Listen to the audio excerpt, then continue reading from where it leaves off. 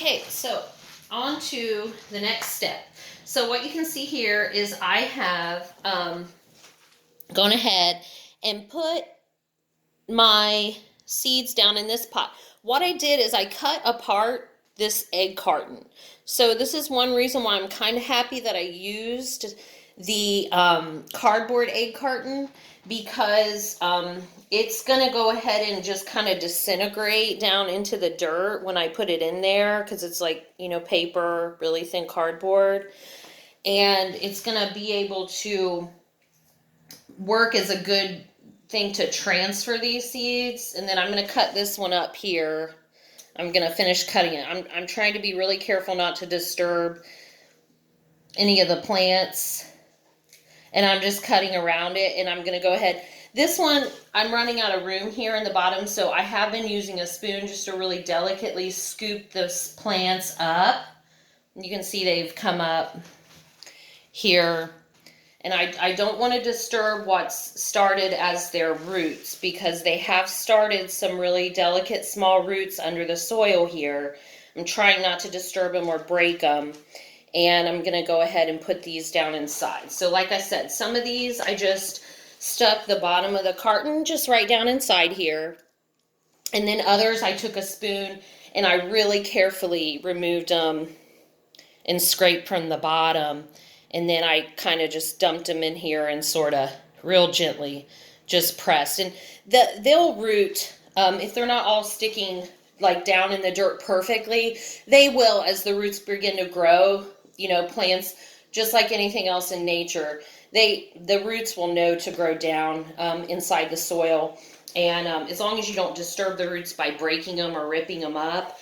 And I laid down a towel here, so because this is a little messy, so I laid a towel down to kind of fix my area up so I don't make too much of a mess. And now I'm going to take the remainder, probably not all of it, because I don't want to cover these little plants up 100%.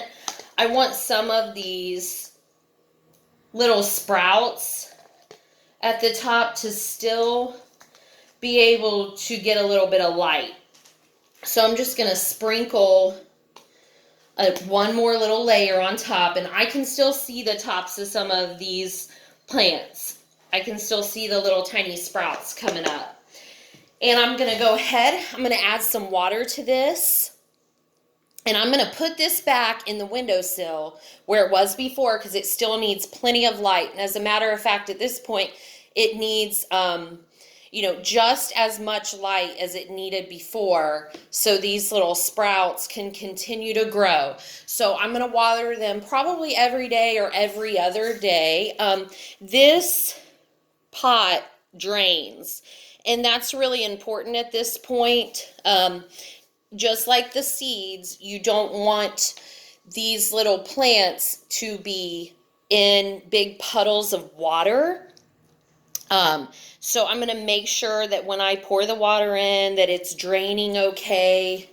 And then actually, now that the weather is nice outside and we've not had too many nights below 40 or 50 degrees lately, this would also be okay to set somewhere outside, like on a porch or on a patio where it's going to get a lot of sun and maybe even some rainfall, since we've had plenty of that.